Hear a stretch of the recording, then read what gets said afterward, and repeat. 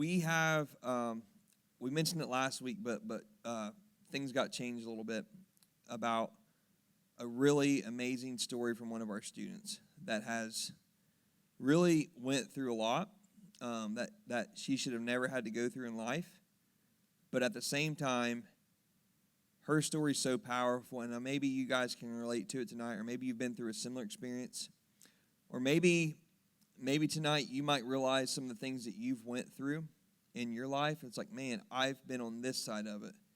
But I think what you might hear tonight is another side and perspective from someone that has went through really lots of battles in their life. And I'm so proud of her. She shared with me a while back that God's telling me to tell my story. And I'm like, okay, you need to share this story because it's really powerful.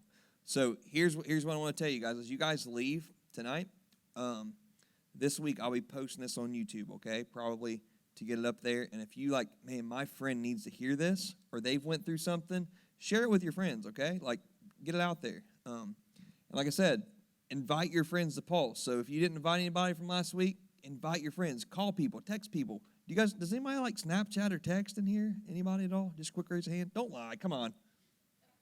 Okay, there we go. All right, come on. Come on.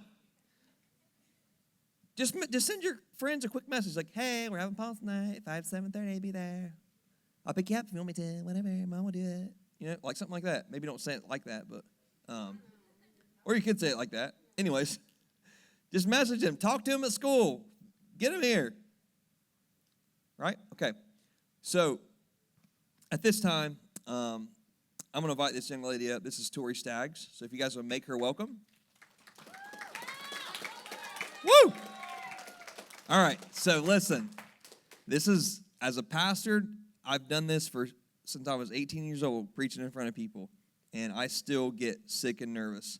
And this is her first time. So, if you are here and you can pray for her, be praying for her while she's talking. But I ask that all of you guys be very respectful, and if you can, not go to the bathroom or get up and be a distraction, let's try to stay in our seats and just listen to what God's put on her heart.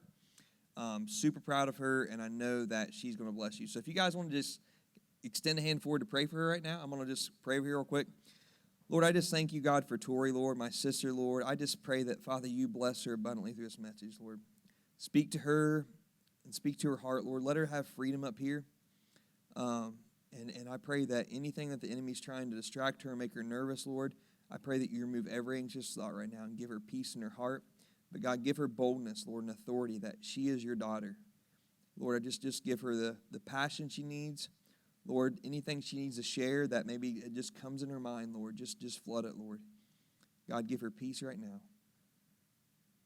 Lord, anything that maybe she doesn't need to say, I pray that you help her with that, God, that you give her peace.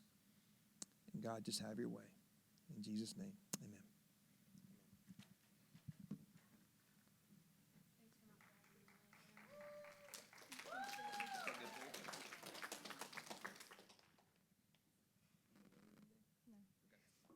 Okay. Hi, guys. So I know most of you, but for those who don't, I'm Tori. I just kind of want to give a brief introduction about myself before I get started. So, my home school is North Adams, but but I go to the CTC for Ag Business. I'm 16 and a junior, and I like to show dairy cattle and rabbits, and I play basketball and softball. So I want to start off with, just telling a little about my life as a child. So I grew up going to church, but we moved around quite a bit because there was a lot of drama in some of the churches that we went to, or there was just some people that we just didn't like, period. But then we heard of Resonance from Alice Bailey, and so we thought, okay, let's try it out, I guess. So it wasn't even 2 weeks that they haven't even started this church yet, and we were still at that little post office or whatever it was, right? Post office? I don't know. Yeah. Okay, yeah. Yeah, it was a long time ago. Anyways, so when I first went there, I was like, wow, this is really tiny. Everybody was like, I was like, I'm getting a little claustrophobic. Anyways, I really, even though it was this tight space, there was a couple people that really just stuck out to me. One of them was Kinsey, and the other was Hunter Smith. And ever since that I've came here, I felt like this is home because of those two, and Asha and Lila. So whenever we first actually moved into this building, there was like 4 of us in the big kid class, maybe 6 on a good day. But one thing that our teacher said was that we are the future of residents, and now look at us with the youth ministry. Like, I just think that's so cool. So what I really want to share with you guys today is something completely out of my comfort zone, something that I haven't shared with anybody, like, ever, not even my closest friends, something that my mom only really knows. So, yeah.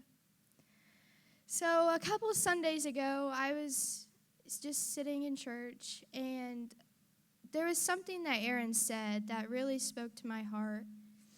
And then I kind of just was thinking about it. And then God decides to pop a visit into my brain and said, why don't you share your story? And I was like, huh? And so I turned to my grandma, and I'm like, with the same face. And she's like, why are you looking at me like that? And I was like, Grandma? She said, what? I said, I think God just told me to share my testimony. And not even a second later, she's trying so hard not to jump out of her seat during service. And I was like, no, don't do that. I'm going to be embarrassing. But and I was like, Grandma, what do I do? And she's like, well, go home and pray about it. Or on your way home from church, just go pray about it. And I said, okay. So on the way home from church, I prayed about it for like the whole car ride. And then that night that I prayed about it, and I was just about to go to sleep, God says, pulse. And I was like, huh? And then I just left it at that. I just was like, huh? You do what now? So I'm really excited to share my story. Everything really started in about 2018, 2019. It was my 8th grade year. And it was going really good so far. I had an awesome boyfriend and some pretty great friends, so I thought. But the one thing that I didn't really think about, the thing that really mattered the most, was leaving God in my life, having him there through everything. What I cared about, or what I was most there for most, was my boyfriend, who all he cared about was losing his virginity and doing other things like that. I told my friends about it, of course, because tell your friends everything, right? So I told them, and of course, they said, yeah, you should do it. You're only a teen once. Go live your life. And I'm like, but I'm only 14. Why would I do that? And so I thought about what they said, and I thought it was like something encouraging at the time. But I look back on it, and it wasn't.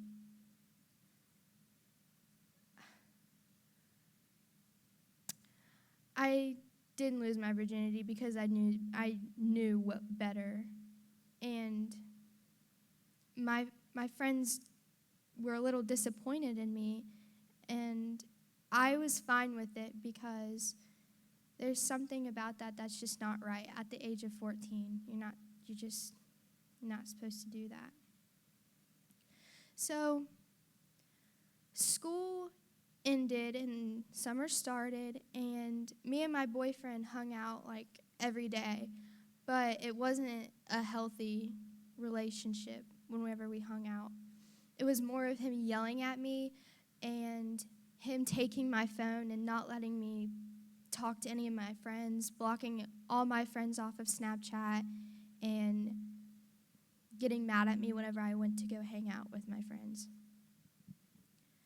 But it was just a really big red flag.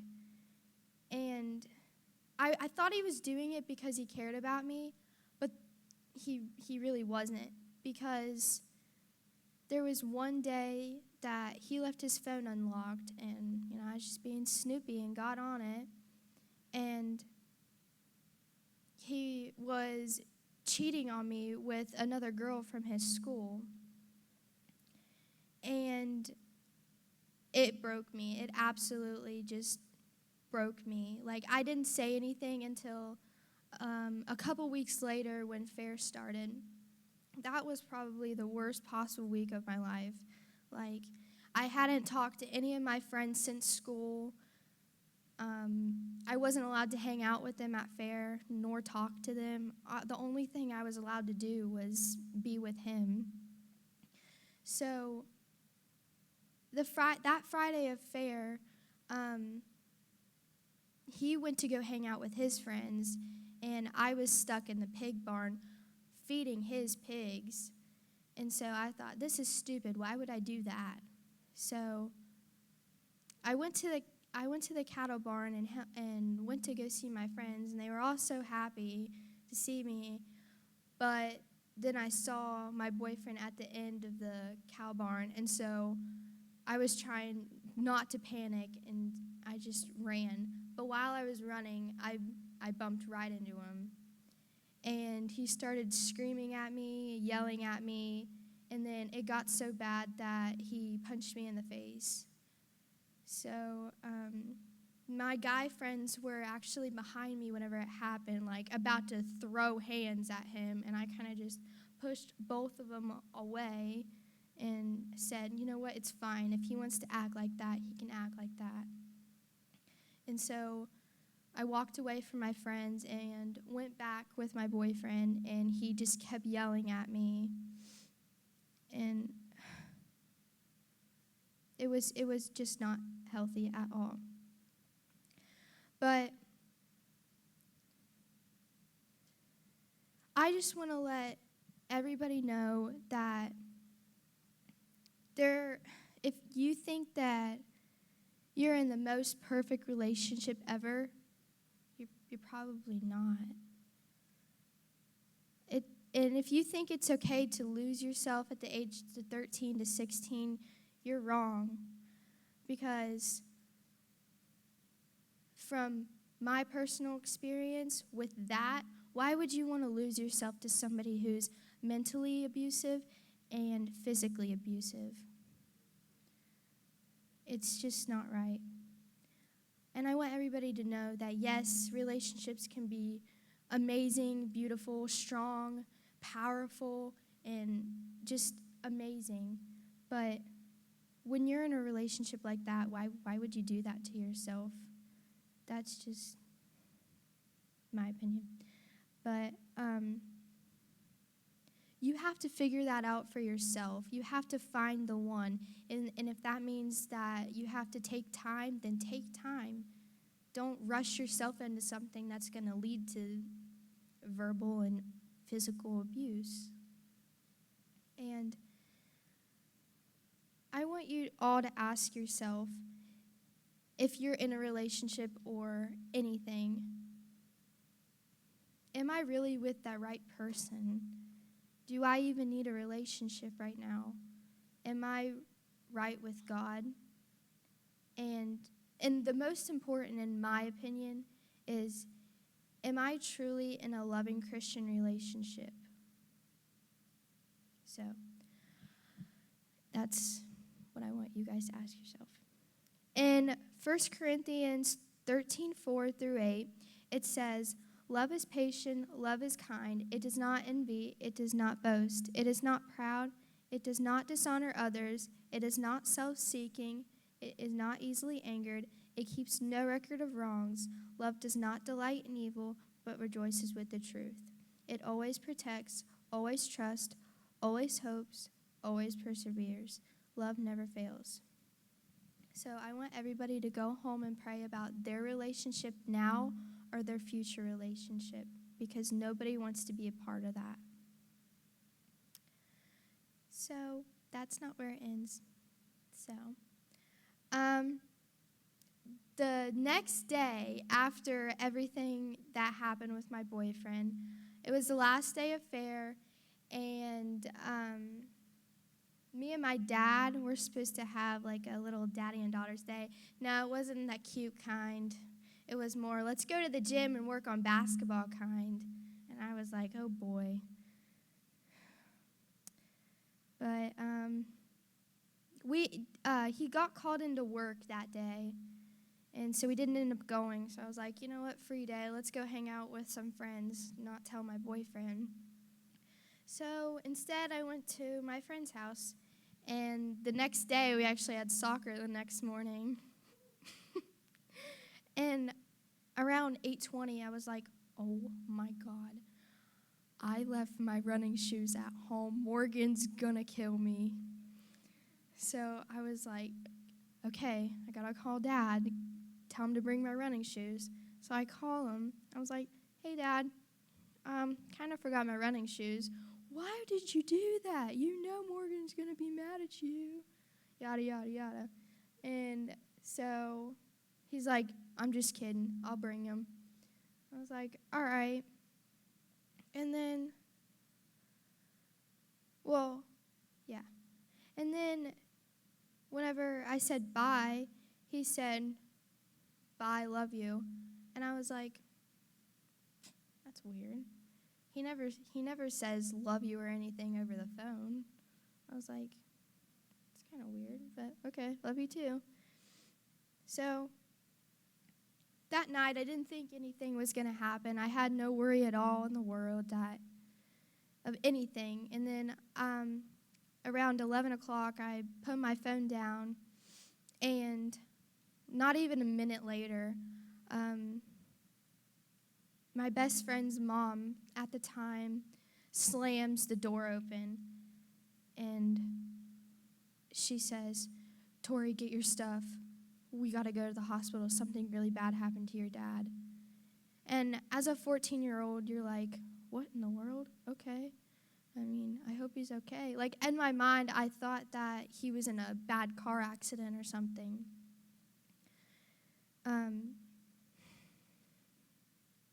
So we were on 247, and I kind of my mind just went nowhere. Like, I was just numb. I didn't know what to think. I didn't know what was going on. I tried calling my mom and my sister so many times, but nobody would answer. And then I hear a voice inside my head saying, he's gone. I was like, no, he's not. Don't say that to me. It's not fair. And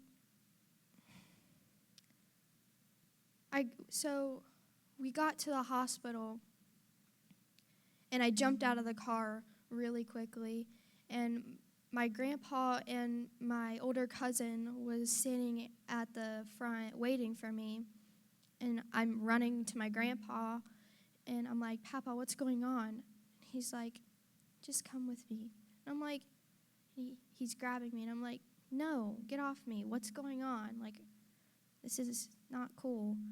And my cousin is hugging me, and he's like, it's going to be okay. Just come with me. And I said, okay. So we get into the ER, and they take me to this small room, and my sister walks up to me, and she just grabs me and just hugs me so tight. And I'm like, Taylor, what's going on? She doesn't answer me for a minute. I'm like, Taylor, seriously, what's going on? She looks at me dead in the face, and she says, Tori, I know you don't want to hear this from me, and I'm really sorry, but Dad's gone. And at that moment, I literally just fell to the ground. Like, I was numb. I didn't know what happened. I didn't know what happened. Like, I was just numb. And I looked at my mom, and I ran and gave her the biggest hug in the world. And then I ran straight for the bathroom, and I just locked myself in the bathroom for a good hour. I was so confused. I was so mad. I was raging with pain and hurtfulness because I didn't know what happened. No one had told me what happened yet. So I thought to myself, why is God doing this to me? What did I do to make God do this to me? And then I realized it's not God. It's the devil and his mind games is what it is.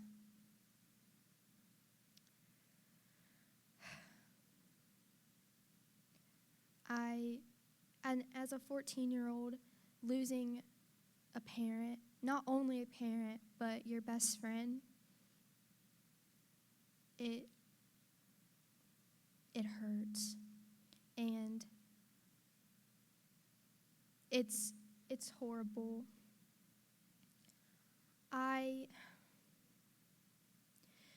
When you lose somebody that close, you feel like you have nothing left, like the world has just collapsed over top of you. Like, everybody pretty much knew my dad, and at his funeral, I was numb. There was so many people there. I was so overwhelmed. And the next day, we were at home, and so many people came to our house, and that really overwhelmed me. Our youth leaders at the time, Jamie, Chelsea, and they all asked if they could come over. Did you guys come over? Oh, yeah, for the prayer? Yeah. See, I don't remember that. But, oh, sorry. But they came over, and it wasn't, well, they didn't come over. They went to the school. But when everybody came over, it was just so overwhelming. Like, it didn't feel real at all. Nothing felt real at the time. Anything was happening. And 2 of my guy friends came over and saw me, and I said, "What are you doing here?" And they're like, they didn't say anything. They just hugged me tight. And I'm like, seriously, what are you doing here? I still thought it was just a dream. Like, it never happened.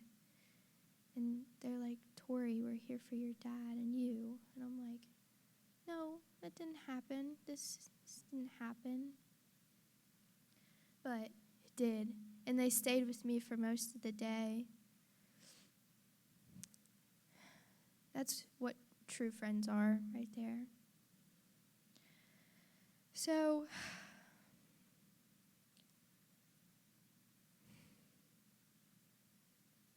school was starting, and it was my freshman year, and I did not want to go to school at all after losing my dad because I didn't want to start high school without him. Like, it didn't feel right, but I knew that I had to.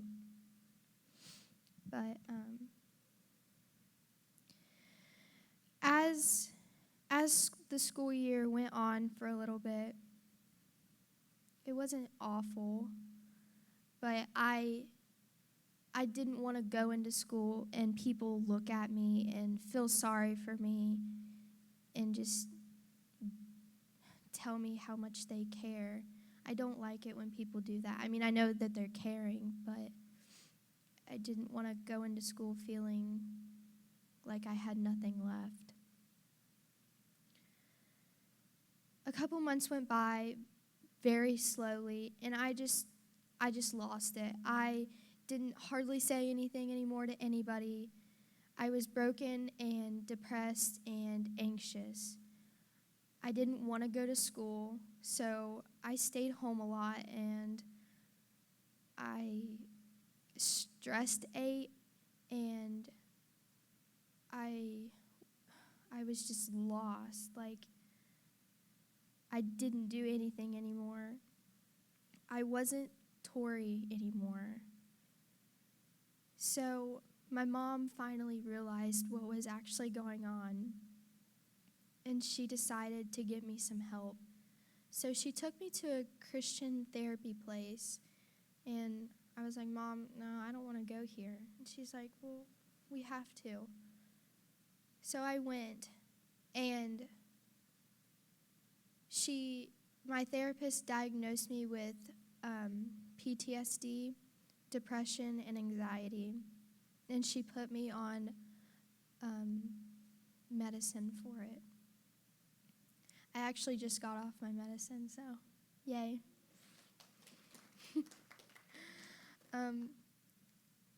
I felt like it didn't work. I felt like there was no hope for anything anymore.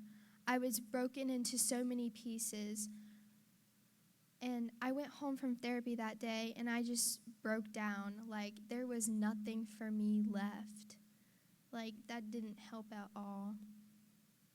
I had no positivity anymore. And in that moment, I just wanted to die. I wanted to be with my dad again. That's what I thought. But I said, no, I can't do that to my mom. She's been through so much. I can't leave her. So I just sat in my room and I prayed about it. I just want everybody to know that if you are ever in these situations, talk to one of your leaders, for that matter, or me. Know that you're never alone, and know that no matter how hard life gets, you're not alone. Everybody in this room is here for you.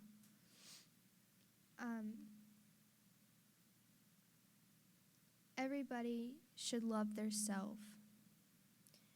In Psalm 139:13 through 15, it says this: For you formed my inward parts. You knitted me together in my mother's womb. I praise you, for I am fearfully and wonderfully made. Wonderful are you, your works. My soul knows it very well. My frame was not hidden from you when I was being made in secret, intricately woven in the depths of the earth. What I'm trying to say really is, no matter how hard life gets, always love yourself. And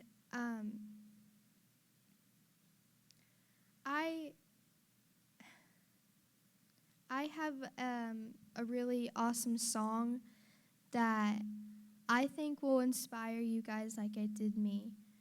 It's called The Distance. And in this song, The Distance, it says, Go the distance, accept the challenge.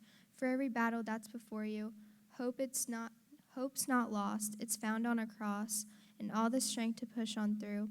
You can make it up the mountain. You can throw away your doubting. Love is bold and fearless, 'cause with God, you can go the distance. When I hear this song, it reminds me of my life and how many battles that I've been through, how many challenges I've faced, but at the end, I went the distance, but not alone, but with God. So I want you guys to go home and pray about your relationships and your family, because you never know when the last day you're going to be with them is.